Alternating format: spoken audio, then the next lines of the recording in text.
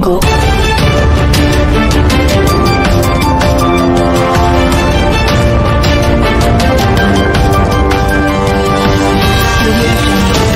Selamat berjumpa kembali kepada saya Bang Bek Channel yang memuat berita-berita suara hati nurani rakyat. Vaksin demam berdarah DBD dengan vaksin Ki Denga di SDN Menteng Atas 14, Jalan Minangkabau Dalam, nomor 15, Menteng Atas, Kecamatan Setiabudi, Jakarta Selatan. Kini menuai sorotan tajam.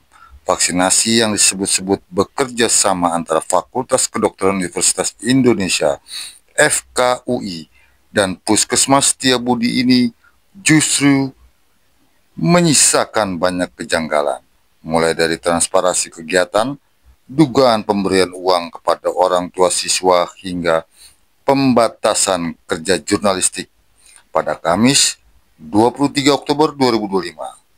Dalam pelaksanaan di lapangan, redaksi teropongrakyat.co yang hendak meliput kegiatan tersebut justru dihalangi oleh salah satu dokter yang terlibat. Wartawan dilarang mengambil gambar maupun mengambil informasi dengan alasan bahwa kegiatan sudah dikoordinasikan lewat satu pintu dan dirilis akan diberikan dari atas. Sikap seperti ini bukan hanya bentuk arogansi akademik dan birokrasi, tetapi juga tamparan keras bagi transparansi publik, apalagi kegiatan ini menyangkut anak-anak sekolah dasar yang menjadi sasaran vaksin. Ironisnya, pihak sekolahan sebenarnya telah memberikan izin kepada wartawan untuk meliput kegiatan di lingkungan sekolah. Kepala sekolah bahkan menyatakan tidak ada larangan peliputan karena kegiatan dilakukan di area publik yang menjadi bagian dari tanggung jawab sekolah. Namun, izin tersebut justru dimentahkan oleh pihak medis yang datang membawa nama FKUI. Seolah-olah sekolah tidak memiliki kewenangan di wilayahnya sendiri. Kondisi ini menimbulkan tanda tanya besar, mengapa kegiatan yang disebut ilmiah dan resmi justru dilakukan dengan menutup-nutupi kehadiran media. Lebih ironis lagi, terungkap bahwa orang tua siswa yang bersedia anaknya divaksin menerima uang sebesar Rp350.000. Pihak sekolah menyebut uang itu sebagai pengganti transportasi. Namun, seorang dokter bernama Alek yang hadir di lokasi menyatakan uang tersebut merupakan biaya pemantauan hasil vaksin. Dua versi berbeda dari dua pihak penyelenggara menimbulkan pertanyaan serius soal transparansi dan motif di balik kegiatan tersebut. Lebih jauh, pelaksanaan vaksin di sekolah dasar juga menyentuh aspek hukum lain, yakni soal penyelenggaraan program kesehatan publik. Jika benar kegiatan ini tidak berada di bawah kendali langsung pemerintah pusat atau Kementerian Kesehatan, maka dapat dikategorikan sebagai kegiatan non-program pemerintah yang seharusnya melalui proses izin, pengawasan, etik, serta evaluasi medis yang ketat.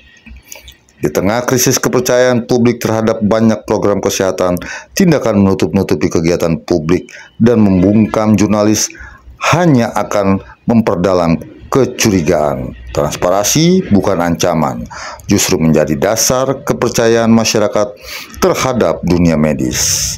Sayangnya, dalam kasus ini yang tampak bukan semangat pengabdian, melainkan sikap eksklusif, tertutup, dan berpotensi melanggar etika profesi.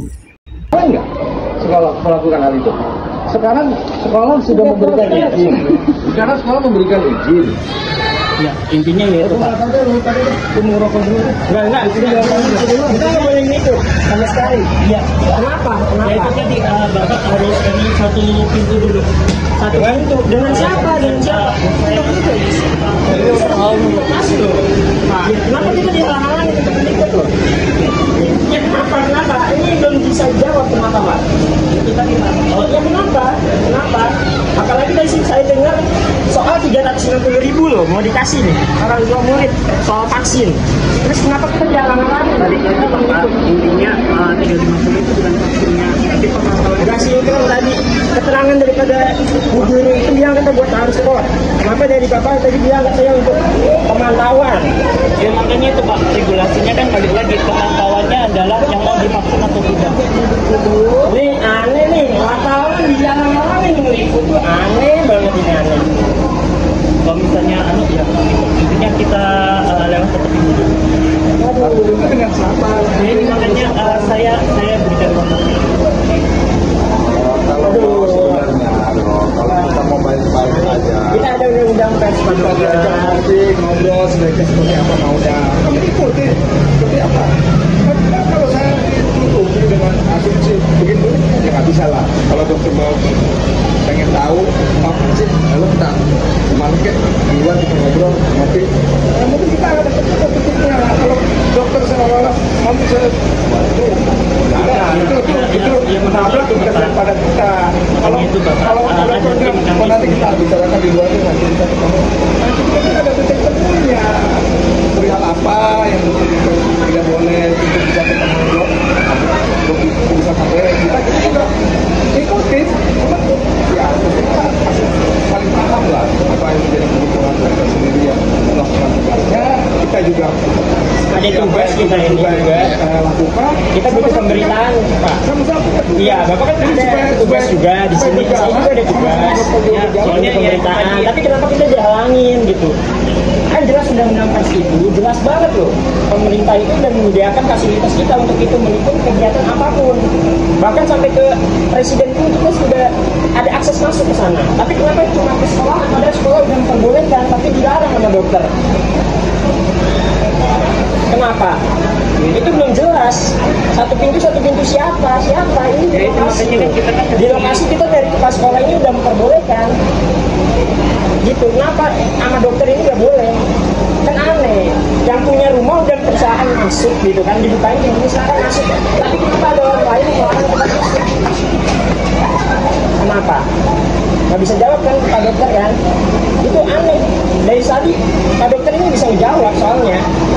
Kita dihalang-halangi terus.